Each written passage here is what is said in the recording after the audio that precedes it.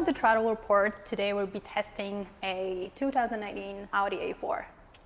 This little car comes packed with just about everything you're going to need from the factory, with a 7-speed transmission that keeps it super smooth just about everywhere from the canyons to going really slow in traffic, you know, Southern California traffic, where this car actually really shines there because this only has 190 horsepower, where you can go all the way up to something that has like 250 horsepower, which would be the Quattro S-Line version, which I think is the Prestige trim. And that's actually the same motor, but that just has the ECU and the turbos tuned out to get it a little bit more power. This 190 horsepower model is a great car for everyday use. It may not be as quick through the canyons, but the ride is smooth and the interior is very comfortable. I've actually never ridden in this car, so why don't we jump inside and check out the interior? Let's go.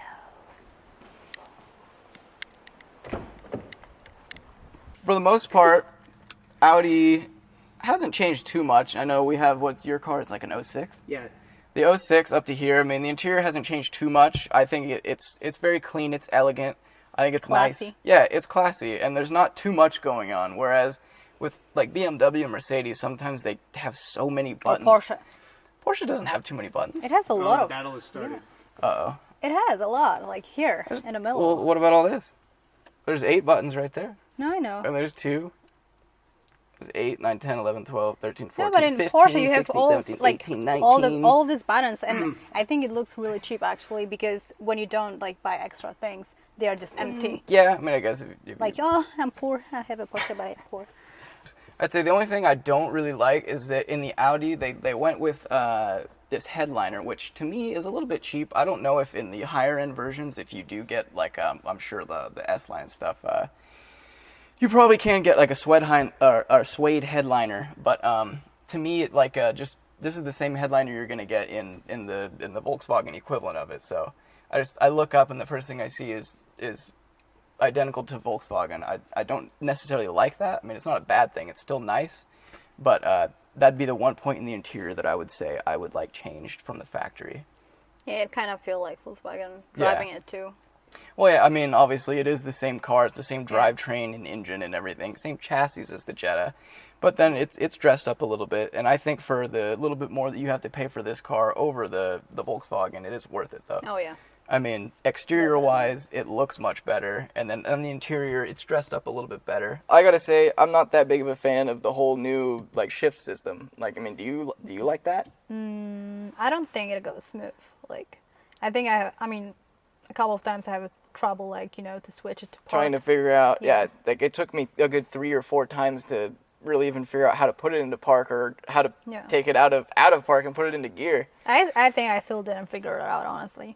Yeah, I don't know, it's I mean, once you get used to it, you definitely, you know how it works and everything, but I think it's not the most intuitive system. I don't know, I have this car for a month and I still have, like, trouble with, you know, I prefer switching just into an park. actual shifter that you can pull it down into drive. I don't like dials. Like, I think it gets really messy. You know, you have something up here. Why isn't this just a touch screen, right? But yeah. I'm honestly happy that it's not a touch screen. It would be, I don't know. like, filthy, like, dirty, like, no. I mean, the I makeup can get fingers? that, but I don't know. I guess I would prefer, instead of like a dial, I'd rather have like arrows. As far as connectivity goes, you're able to hook in with Bluetooth, like pretty much every car nowadays. USB. Yeah, USB down in here, so if you need to connect in something that either you don't have a good Bluetooth connection or you don't trust the Bluetooth connection. The AC, Southern California, summer heat right now. We're driving around and it's pretty hot and staying nice and cool in the ride. Yeah, it's a great little car.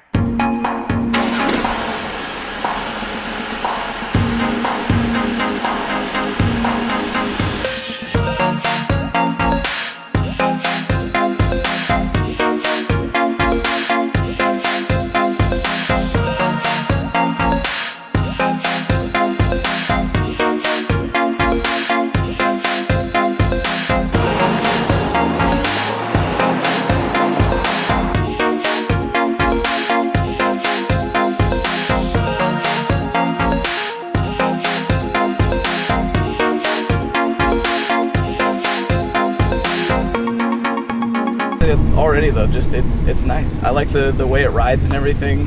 I think the seats are super comfortable, especially like we were talking about earlier, kind of opposed to like the cheaper C-Class Mercedes and the cheaper BMWs and everything. It's so cheap. They feel cheap, which is like, I mean, you can get this kind of car for like probably under $40,000, and it feels really nice. Yeah. I think this starts like 37. Basic. Yeah. Yeah, but like super basic. Well, yeah, but even super basic. No, it's still good. Like this one is basic. Yeah. Like there's not a lot of extras added onto this one, but it's super comfortable. I mean, right now in the Southern California heat, the AC works great, and that's what matters the most. Hey, Jared, are you excited? I'm very excited. I see. Here. Oh. Oh, come on. Don't do that to me.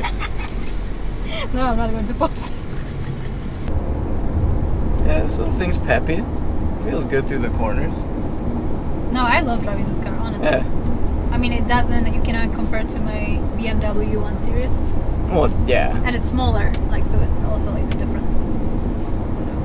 Oh yeah, your 1 Series is like a go-kart.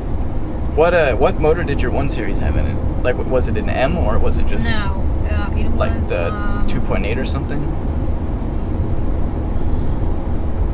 Yeah, it was 2.0, right?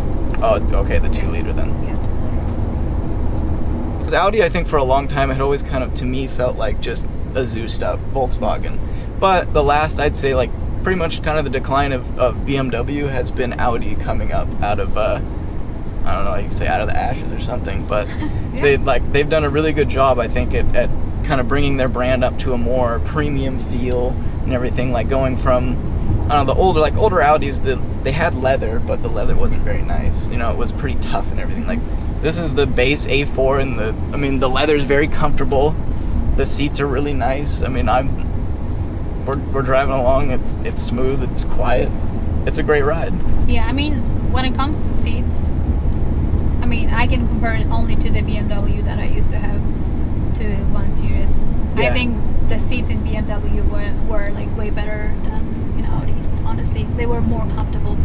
Than even this one? Or of no, like the same year? These are really comfortable, but it's also like these are newer. Oh my god, I love this song actually. I mean, it's not Porsche, but... Oh, it's nice. It's not obnoxious like Hondas can be. Can you do it when What's that? I want to see if you can hear it actually when you... Oh, I see what you're saying.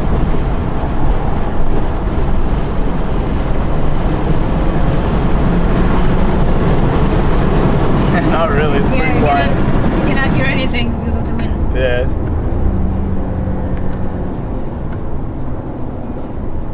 It is a quiet car. Oh, so that's nice though, because like, I don't know, when the car gets like too loud, it can get obnoxious. No, I don't like it. I don't like it, but yeah. I wouldn't mind having like, you know, like V8 at least. At least a V8.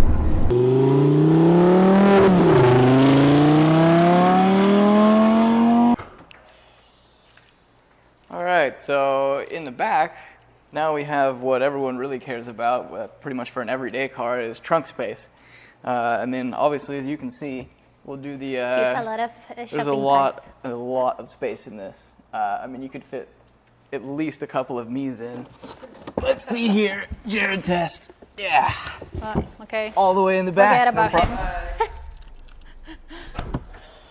him. All right. You're allowed out. Fit in there. No problem. Yeah, I mean, then as far as, you know, going to the store, getting groceries, whatever you need, going down, picking up your dry cleaning, this car pretty much works for just about everything for your everyday car. You can pick up your aunt from the airport too and fit her 2 suitcases. Fit everything in there. Yeah. Go pick everybody up. Yeah, I mean, it's a great little getter car.